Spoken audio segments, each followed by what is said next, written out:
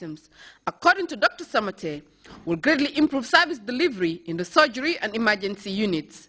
We have here donated very critical equipment, anesthetic machines, scanning machines, operating table for the theatre, and as we have heard from the CMD, the Edward Francis Small Teaching Hospital is in the verge of expanding, having new theatres, so these are critical equipment that are required. Sometimes we get mortalities just because we do not have these machines.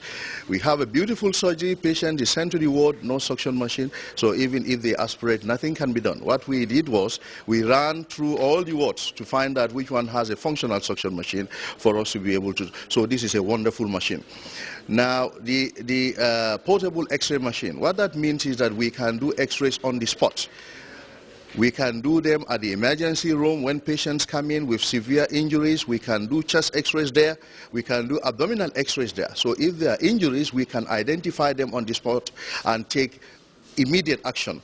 So that saves a whole lot of lives too. The health sector continues to be among government's top priority areas of intervention, thus continue to receive significant boosts from both government and its development partners. And this latest support given to the hospital, according to the Chief Medical Director, Dr. Amal Jafari, will in no small measure help in improving healthcare service delivery. On behalf of Edward Francis Small Teaching Hospital, all staff, and on my behalf, I wish to thank Honorable Minister, and I wish to thank Dr. Tal, Permanent Secretary and Chief Pharmacist for this donation. And we always work under the umbrella of His Excellency the President. We work very hard for that, and we promise to work hard to, inshallah, in soon future, that the Gambian health is not compromised, inshallah. Thank you very much.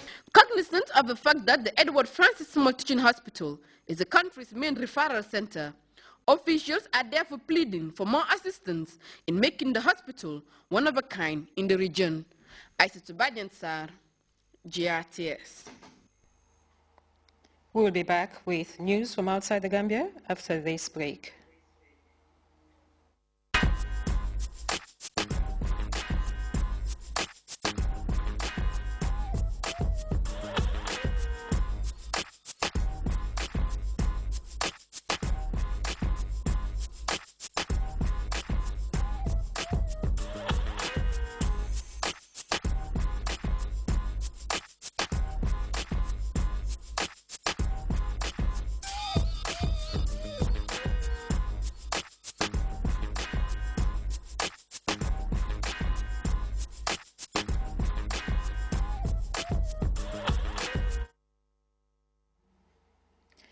Welcome back. The United Nations has criticized the Vatican for failing to stamp out child abuse within the church. The call came as reports of cases of child abuse surfaced in some countries.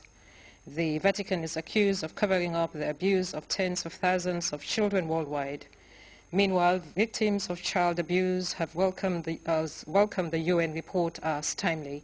We have more in this CFI report. To stamp out child abuse, it called on the church to remove all clergy suspected of raping or molesting children. The report was ordered after pedophilia scandals that have rocked the Roman Catholic Church in recent years. The Holy See has adopted policies and practices which have led to the continuation of the abuse by and the impunity of the perpetrators. The Holy See has consistently placed the preservation of the reputation of the Church and the protection of the perpetrators above children's best interests. The Vatican said Wednesday that it would study the damning UN report, accusing it of failing to stamp out child abuse, but slammed criticism of its religious teachings as interference. The report followed a landmark hearing last month during which a committee of independent experts grilled senior churchmen and repeatedly questioned the Vatican's resolve. Well, the report is absolutely incredibly scathing. It's a devastating report for the Vatican because it basically says that the Vatican systematically kept the procedures in place that allow children to be abused over the course of decades. The report said tens of thousands of children worldwide had been abused systematically for years within the Catholic Church. Victims' associations around the world praised the report. Esto es un respiro This is a respite, and beyond that, as I mentioned, it is recognition of the fact that we have always told the truth. We have not been lying, despite all the campaigns against us. Last month, the Vatican revealed that 400 priests accused of pedophilia were forced to leave the priesthood during the pontificate of previous Pope Benedict XVI.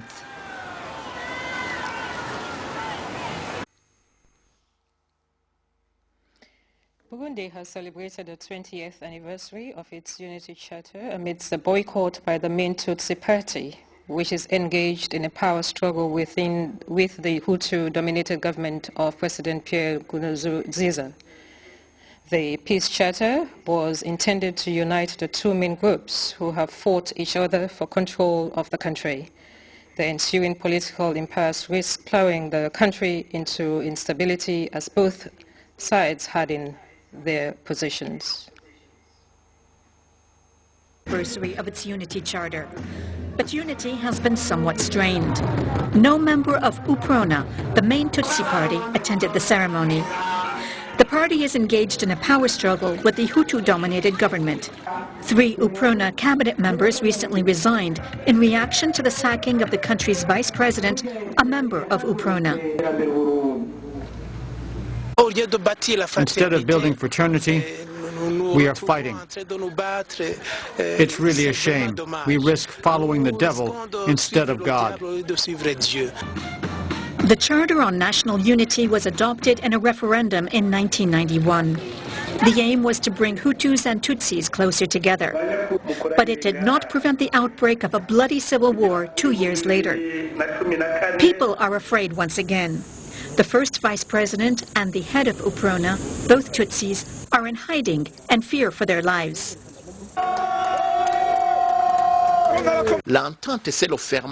Mutual understanding is a catalyst of national unity.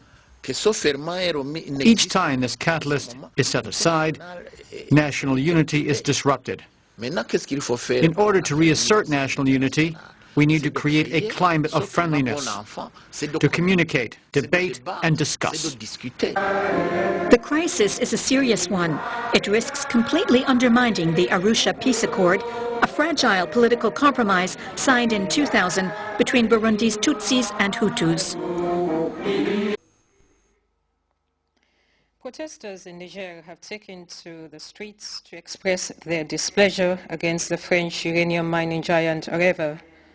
They accuse the company of flouting a law passed in 2006 which obliged Areva to pay more for the uranium. Meanwhile, critics have accused the company of having a colonialist attitude of exploiting the natural resources of Niger, which is one of the poorest countries in Africa. Second protest held this month against the French nuclear giant Areva, which operates in the north of the country. Protesters accuse the company of flouting the law. They are demanding that Areva abide by the regulations set down in Niger's 2006 mining code. We demand that the government enforce the law because the price of uranium has fallen. Areva forgets that it has exploited Niger for years to get its uranium. Let it pay the full price. The ecologist Noël Mamère said he was shocked by Areva's behavior in Niger. The ecologist noted a colonialist attitude on the part of the company. We should not forget that in France, 1 of every 3 light bulbs works because of uranium from Niger, that 90% of people in Niger still have no electricity, and that Niger is classed among the world's least developed nations. The demands of Niger's protesters may have found a sympathetic ear with the French government, which has promised to do all it can to ensure that the negotiations between Areva and Niger are mutually beneficial. This government wants any new balanced deal that is struck to be compatible with Niger's development. The development of Niger is in our interest. On Saturday, Areva resumed activities at 2 of its mines where contracts are due to expire. Discussions are now underway to renew those contracts. If Niger's government pressures Areva to comply with the law, government royalties from the mines will more than double.